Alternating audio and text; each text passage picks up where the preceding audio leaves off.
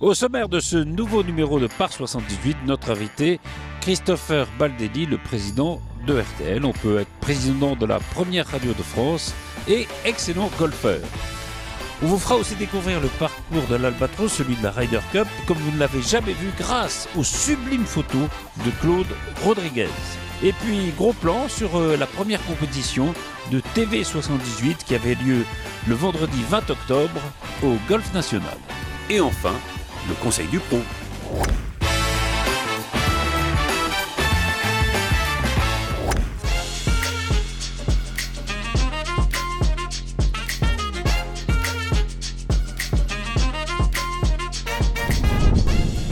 Christopher Baldelli, bonjour. Bonjour. Merci d'avoir accepté l'invitation de Par 78.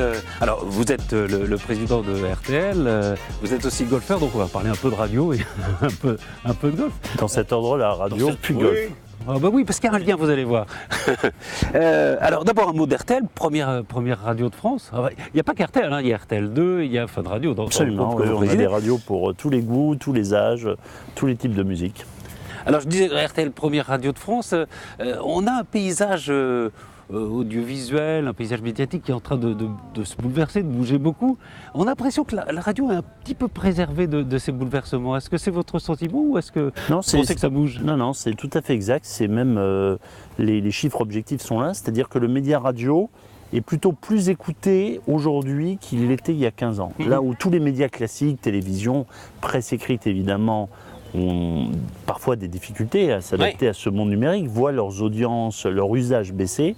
La radio, c'est l'inverse. Quand on regarde par exemple, La Croix sort chaque année un baromètre pour dire quels sont les médias dans lesquels vous avez le plus confiance pour l'information. Et il classe systématiquement la radio en tête, devant la presse écrite, devant la télé.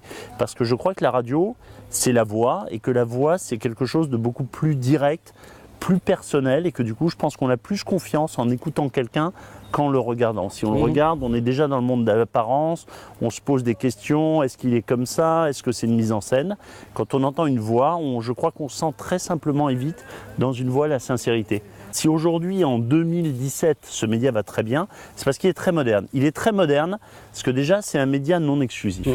C'est-à-dire qu'aujourd'hui, on écoute sa radio en roulant en voiture, c'est le seul média compatible avec le permis de conduire, avant la voiture autonome. On écoute la radio en conduisant, en prenant son bain, en se rasant, en cuisinant, en jardinant. Presque, peut-être même en faisant du golf. On peut écouter avec un... Oui, il y a des casques. On peut écouter avec un casque sa radio en faisant du golf. Je ne sais pas si c'est bon pour le golf, mais pour la radio, c'est bon. Pour la radio, c'est bien. Vous êtes arrivé à la tête du groupe en 2009. C'était déjà un groupe qui avait une très forte notoriété. Comment on fait quand on préside un groupe comme ça ? On fait attention de ne pas tout bouleverser, mais de changer quand même des choses. Il y a deux choix. Soit on ne bouge rien, et on est dans un monde qui va très vite. Et dans un monde qui va très vite, quand on ne bouge pas, on recule. Il n'y a pas de doute là-dessus. Si j'avais laissé durant ces 8 ans le RTL que j'ai trouvé, je suis sûr qu'aujourd'hui RTL ne serait pas la première radio de France et le groupe RTL de radio ne serait pas le premier groupe privé de France. Maintenant, dans l'autre sens, il ne faut pas croire non plus que le changement est toujours positif et qu'il ne faut pas changer pour changer. Parce qu'il y a des changements qui sont très pertinents et les auditeurs en sont très contents et ils rencontrent le succès. Ça a été le cas des grosses têtes avec Laurent Ruquier ou de Stéphane Bern quand il est arrivé sur RTL venant de France Inter. Et puis il y a des changements qui ont l'effet inverse, qui vident la baignoire ou la salle. Ouais. Je ne donnerai pas d'exemple, mais on peut en trouver quelques-uns. Ça peut arriver. Un mot quand même, alors sur la radio et le golf, parce qu'il va arriver un événement extrêmement populaire dans le monde, le 3e événement télévisé après les Jeux Olympiques et la Coupe du Monde de football, c'est la Ryder Cup, qui arrive en 2018. Comment on fait dans une radio qui n'est pas forcément habituée à parler de golf ? Est-ce qu'on peut traiter de ce genre d'événement ? Le golf, c'est quand même aujourd'hui près de 500 000 licenciés, plus de pratiquants. On n'est plus dans le golf des années 80 qui était très élitiste. Voilà. Exactement. Aujourd'hui, le golf est un sport, si on joue dans un club public, très accessible. Et donc, c'est un sport. Mais il y a encore des efforts à faire. Ça, c'est certain, mais on n'en est plus là. Et puis enfin, la Ryder Cup, c'est peu connu en France, mais c'est quand même un événement mondial qui a la force de plus être des individus mais des équipes. L'Europe contre les États-Unis. C'est donc on y croit et on pense que ça vaut le coup du coup comme grand média, comme première radio, d'essayer de faire partager et découvrir cet événement. Alors on va parler un peu de golf. Le golf est arrivé quand à peu près dans votre vie? C'est une passion presque tardive. En fait, je jouais toujours au tennis et je jouais beaucoup au tennis et je me disais je me mettrais au golf le jour où physiquement voilà. Et j'ai un ami qui me dit non tu as tort, mets-toi-y même un peu parce que ton swing ne sera pas le même si tu commences à 40 ans ou si tu commences à 60 ou à 70 ans. C'est vrai. Tu gagneras du temps même si tu décides de jouer plus tard. Et du coup, c'est à peu près ce que j'ai fait. J'ai dû me mettre au golf à 40 ans et quelques, ce qui est assez tardif, mais j'espère pas trop tardif. Président d'un grand groupe, on est occupé. Vous arrivez quand même à trouver un petit peu de temps pour... Mais j'ai trouvé une solution, c'est que je fais des 9 trous. Ah oui. Quand on fait des 18 trous au golf, et tous les traditionnalistes vous diront que le golf c'est 18 trous, point barre. Oui, mais c'est très long. 18 trous, c'est au moins 4 heures de jeu, le temps de venir, le temps de s'habiller, de repartir. 9 trous, c'est pour moi l'équivalent d'un double en tennis. C'est 2 heures. Voilà, un double en tennis, ça prend 2 heures. 9 trous, c'est 2 heures. Mais il y a d'ailleurs un site qui a été créé qui permet aux gens de jouer pendant 1 heure ou 1 heure et demie. Ouais. Et c'est vraiment. Et tous les directeurs de golf disent c'est l'avenir. Mais oui. C'est difficile de 5 heures. Mais c'est exactement la même question que vous posiez sur RTL. Changer ou rester tel quel. Je crois que pour tout sujet, le golf en fait partie. Que faut-il garder de la tradition et que faut-il apporter comme modernité? Je pense qu'un sport, même s'il a des très belles et des traditions très fortes comme le golf, si d'aucune façon il ne fait rentrer en compte la modernité dans sa façon d'être pratiqué, d'être conçu, au bout d'un moment, le résultat il est simple, c'est qu'il y a moins de gens qui jouent. Donc si on peut résumer, on pourrait dire que vous êtes un président et un golfeur heureux. Je suis sûrement un président de société plus heureux parce que mon niveau de jeu au golf n'est pas encore suffisant pour me permettre d'être pleinement satisfait. Mais ça m'arrive sur un coup. Vous savez, j'ai commencé au jeu au golf, cet ami je lui dois beaucoup. Et la deuxième chose qu'il m'a dit, tu sais, sur une partie de golf, 18 trous, même si tu as très mal joué, tu auras sans doute fait un coup exceptionnel du niveau d'un professionnel, un putt à 12 mètres, une approche, et à l'arrivée, tu ne te souviendras que de ce coup, donc ce sera toujours positif. Bon, mais merci beaucoup, Christopher Baldelli. Alors, il y a un petit exercice dans cette émission, je ne sais pas si vous voulez vous y prêter, c'est qu'on vous filme en train de swinger, puis après, on fera regarder ça par un pro qui va vous dire, peut-être qu'il va dire c'est parfait, quoi, il n'y a rien à faire. Il y a peu de chance, mais c'est un exercice redoutable, donc je m'y soumets volontiers. Ok, merci infiniment. Ok, merci Patrice.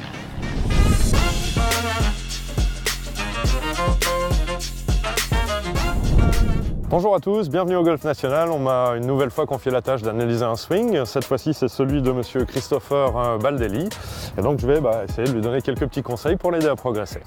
Ce qu'on peut observer sur le swing de Christopher, tout d'abord, je pense que la première des priorités est de lui apprendre à maintenir les angles pendant son swing. On voit une posture où il est très assis avec les genoux et lorsqu'il swing, on voit qu'il ne conserve absolument pas son plan d'épaule, c'est-à-dire qu'il a tendance à se relever, à beaucoup déformer en fait les angles, sa posture de départ. Simplement ce qui va poser énormément de problèmes de contact ensuite à la descente.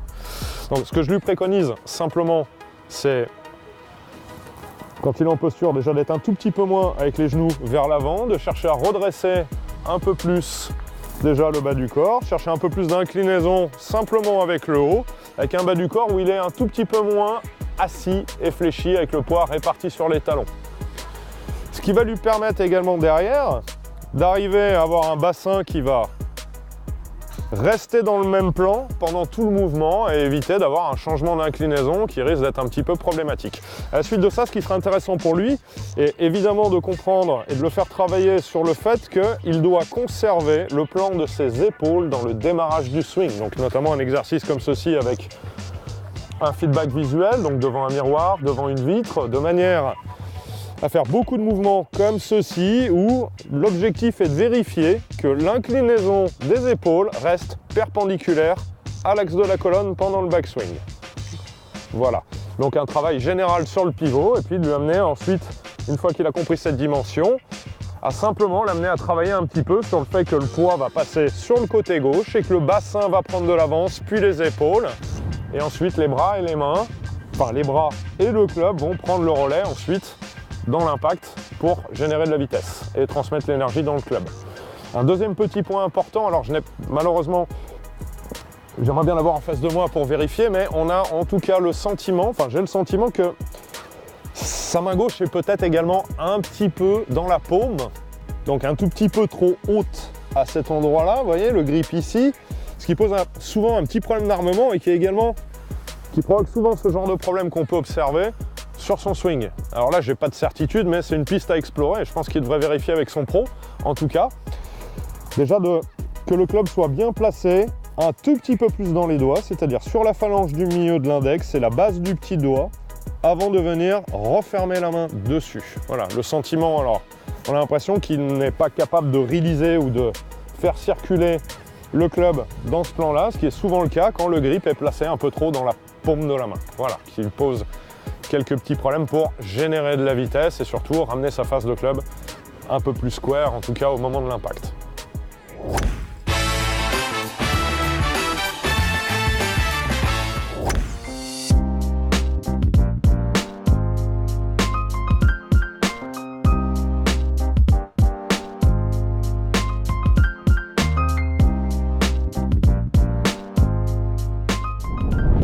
Claude Rodriguez, bonjour.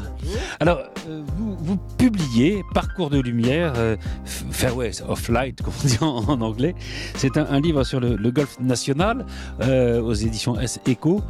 Votre relation, votre histoire avec le golf national, c'est une histoire presque ancienne. C'est une vieille histoire.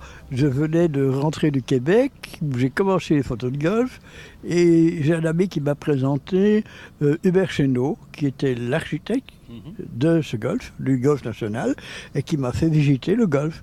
Et je suis tombé en amour, comme on disait au Québec, avec ce golf, et j'ai commencé à le photographier il y a 24 ans.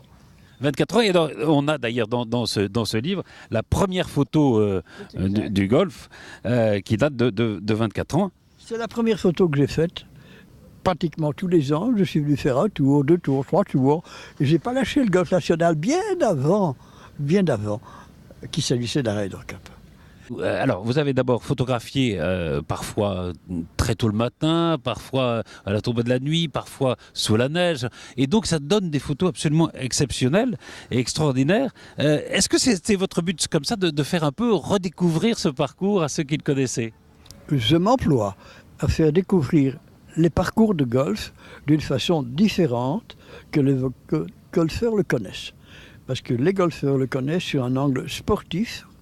Le trou, c'est un trou, il faut le faire en temps de coup. Moi, pas du tout. C'est le paysage qui m'intéresse, c'est la méditation que je trouve sur un golf. C'est le silence. Je disais, on peut le voir de façon très différente. C'est vrai qu'il y a des photos comme celle-là, par exemple. Ça, c'était pratiquement au lever du jour, au moment où le soleil sort. Comme pratiquement toutes les photos que je fais, c'était au lever du jour. Alors pourquoi le lever du jour plutôt que le soir ? Parce que la lumière est plus pure, la lumière est plus cristalline. Voyez-vous, cette photo-là l'illustre, tout est parfaitement net, c'est cristallin et une espèce de paix. J'estime qu'un golf, c'est une œuvre d'art. Je ne suis que le témoin artistique d'une œuvre d'art. Ce lien entre toutes ces photos, et qui donne son titre au livre, c'est la lumière. C'est la lumière. Et l'ombre. S'il y a trop de lumière, eh ben c'est plat. S'il y a trop d'ombre, on ne voit plus rien. Donc il faut un juste équilibre entre... C'est du spectacle. Vous choisissez, vous avez l'idée de ce que vous allez faire avant ? Vous avez l'idée de ce que va donner la photo ? Pas du tout. Au départ, quand j'arrive sur un golf que je ne connais pas, ma grande question, qu'est-ce que je vais faire de cette planche à vache ? Parce que c'est un grand truc vert où on ne voit rien. Et là, je me mets à tourner. Et à tourner. Et à tourner. Je ne vois rien. Je ne sens rien. Je ne perçois rien. Et puis à un moment, il y a un déclic. Et à partir de ce déclic-là, tout devient beau. L'endroit où j'étais passé 1 heure avant ou 10 minutes avant, que je n'avais pas vu, et tout devient beau. Et à chaque regard, tout devient beau.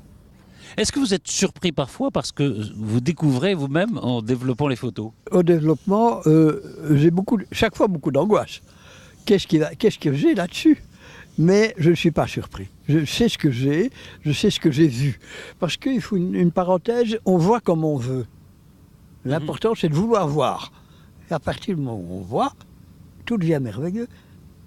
L'important, c'est l'émerveillement. À partir du moment où on s'émerveille, tout devient beau. Alors, on note même ce que peu de gens savent, il y a quand même des animaux qui se baladent sur le parcours. Là, on voit un renard, par exemple. Le golfe national est très nanti en environnement, en bestioles, en gibier. Il y a de tout sur le golfe national. Il est même protégé, d'ailleurs. Enfin, Exactement. Évidemment, les gens qui vont venir du monde entier pour la Ryder Cup, quand il va y avoir plein de monde comme ça, évidemment, ils vont voir autre chose. Malheureusement. Oui, pour vous, un beau golf, c'est un golf vide. Un beau golfe n'est pas nécessairement un golfe vide. Seulement, le monde arrive à l'heure où il n'y a plus rien, où on ne voit plus rien. Ils arrivent pour jouer à 10h, 11h, et la lumière est partie, il n'y a plus rien. Ah, donc si on avait un conseil aux gens qui veulent un peu voir par eux-mêmes ce qu'on voit dans votre livre, vous leur diriez il faut arriver à quoi, 5h du matin, 6h du matin? 6h, 7h du matin, allez-y le plus tôt possible. Ça c'est magnifique, c'est sublime, mais vous êtes placé où quand vous faites ce genre de photos? À l'endroit le plus dangereux, face au soleil. Ah oui. Parce que de tout temps, on a dit le soleil dans le dos. Eh bien, c'est pas vrai. C'est le soleil de face. Mais c'est la photo la plus dangereuse, parce qu'elle brûle tout. Donc il faut doser la puissance du soleil. Claude Rodriguez, on se trouve juste devant cette voiture, qui est votre outil de travail. Alors, avec cette échelle que vous avez montée vous-même, que vous avez rapportée c'est depuis le Canada que vous l'avez, cette échelle? Ah, pratiquement, c'est là-bas que j'ai inventé, l'œuf de colon. Comme je voulais voir d'en haut, comme disait De Gaulle, l'air y est plus pur, donc j'ai monté mon échelle sur la voiturette. Et depuis lors, partout. Au début, on me prenait pour un fou. Oui. Et là, oui, évidemment, la vue est totalement différente. Voilà, comme ça, on a à peu près vos secrets, quelques-uns de vos secrets de photographe. Après, il faudra avoir l'œil et le regard, et je ne suis pas sûr que ça soit plus difficile. Je pense que c'est plus difficile à se procurer qu'une échelle. C'est un cadeau du ciel. Absolument. Écoutez, merci infiniment, Claude Rodriguez. Je rappelle le titre de ce livre, Parcours de lumière. Regardez-le, procurez-le vous, achetez-le, parce que vous allez voir le golfe national comme vous ne l'avez jamais vu, et peut-être comme il faudrait toujours le voir. Merci infiniment, Claude Rodriguez. Je vous en prie, cher monsieur. À très bientôt.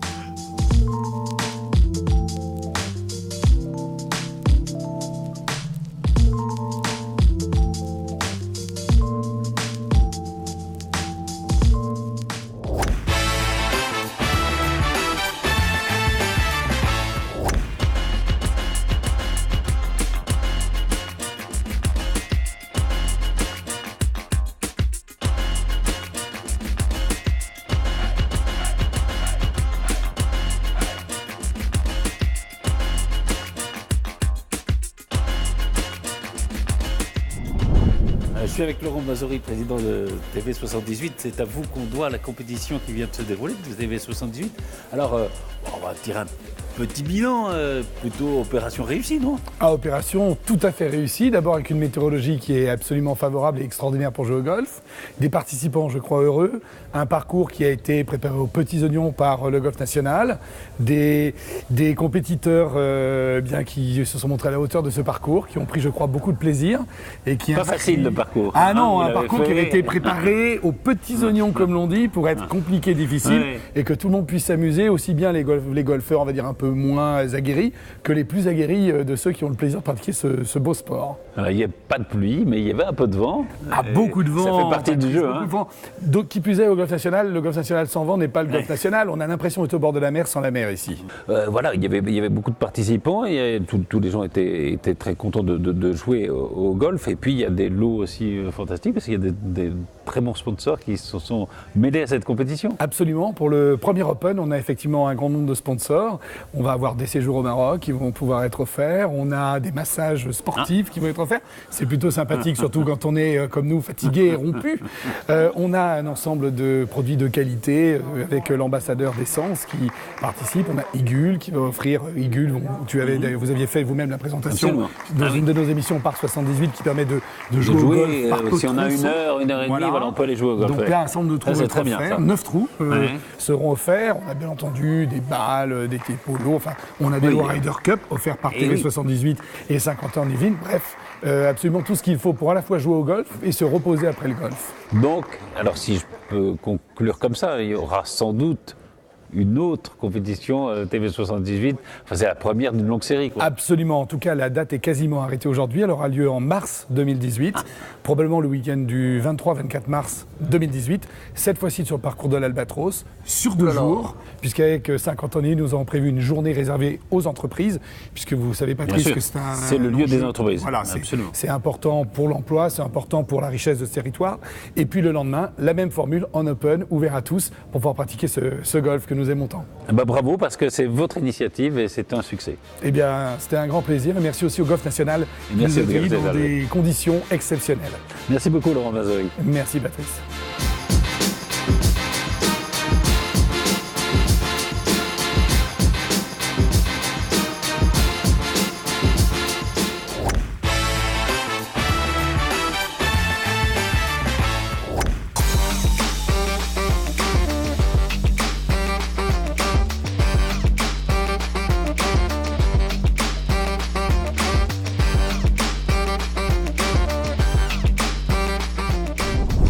Je suis en compagnie de Yves Dang, qui est le gérant de Séjour Golf Maroc, qui est un des sponsors de la compétition de TV78. Alors, Séjour Golf Maroc, ça offre évidemment des séjours pour les golfeurs au Maroc, séjours hôtel, avion. C'est devenu le Maroc une des destinations favorites des golfeurs aujourd'hui. Tout à fait. Et alors, il faut savoir que le Maroc était la deuxième destination de golf derrière la Turquie, qui était la première destination. Aujourd'hui, le Maroc propose, on va dire, un certain nombre de villes où il y a des golfs très prestigieux, dont le Dar es Salaam à Rabat, qui a été créé par le roi Hassan II, sur lequel et là, qui est vraiment pas contre championnat, enfin PGA très difficile. Hein. Et par exemple, moi, le rôle de Séjour Golf Maroc, qui est une entité marocaine, c'est de faire des partenariats avec les hôtels pour en faire la promotion avec des séjours golf sur la France.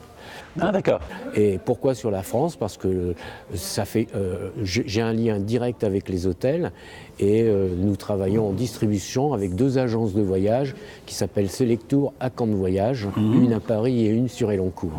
Vous vous occupez de toutes ces prestations? Si, par exemple, moi je veux partir, mais je voudrais qu'un pro qui me donne quelques leçons, et il aurait raison. Je peux vous demander ça? Oui, tout à fait. Ouais. Par exemple, mais si je veux y aller juste avec un copain, je peux le faire aussi? Bien sûr. Là, ça s'appelle des séjours, ce que j'appelle individuels. Je travaille avec des hôtels qui proposent des packages pour golfeurs, c'est-à-dire il y a les green fees qui sont compris dedans, l'hébergement, la demi-pension, les navettes vers le golf, et voir un peu plus s'ils le désirent, voire même s'ils sont plusieurs, on va dire personnaliser une salle de restaurant pour qu'ils soient tout seuls pour la remise des récompenses, des choses comme ça. Pour des compétitions. Dans les destinations, alors évidemment, il y a Dar es Salaam, vous en parliez, mais il y a Marrakech où il y a beaucoup de golf. Marrakech, c'est là où vous avez le plus de golf, dans la Palmeraie, avec des grands hôtels, qui est la première destination golfique du Maroc. Mais vous avez d'autres villes, comme par exemple Casarabas, qui est normalement la 2e destination de golf, puisque nous avons 9 golfs à proposer, mais qui est un peu ignoré des touristes parce qu'ils considèrent que ce n'est pas touristique, enfin ça n'a pas le tourisme. Vous avez Agadir aussi, où vous avez 4 golfs. Agadir est situé également en bord de mer, donc vous avez des personnes qui aiment bien venir faire un séjour en bord de mer, aller au golf, etc. On peut organiser dans le cadre de l'hôtel, puisque les accords sont faits comme ça, faire par exemple un circuit touristique, une visite d'une ville, la visite... C'est à la carte. C'est à la carte, voilà. Merci beaucoup, Yves Dang. Merci beaucoup.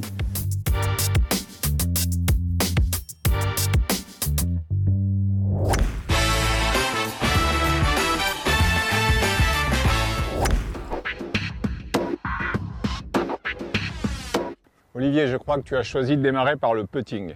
Oui, effectivement, Patrice, on va démarrer par le putting. Alors, on va parler de la première habileté, c'est-à-dire l'habileté visuelle. Il est important que le joueur ait la capacité de parfaitement lire les greens, bien déceler les pentes, et ensuite qu'il ait la capacité de bien visualiser la trajectoire de balle. L'idée, c'est de putter comme si tu lançais la balle à la main.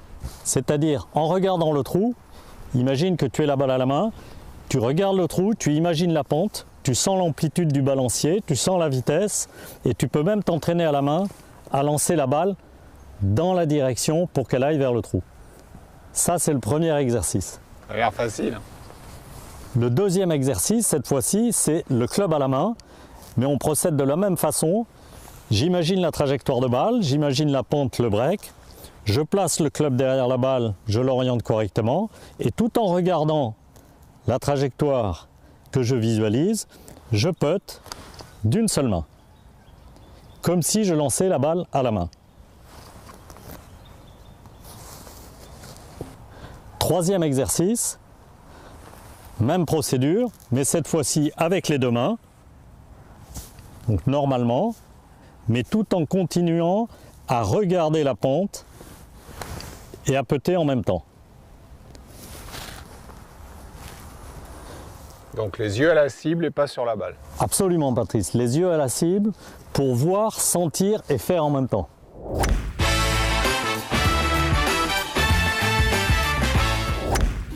Merci de nous avoir suivis. On se retrouve très vite pour un nouveau numéro de Par 78.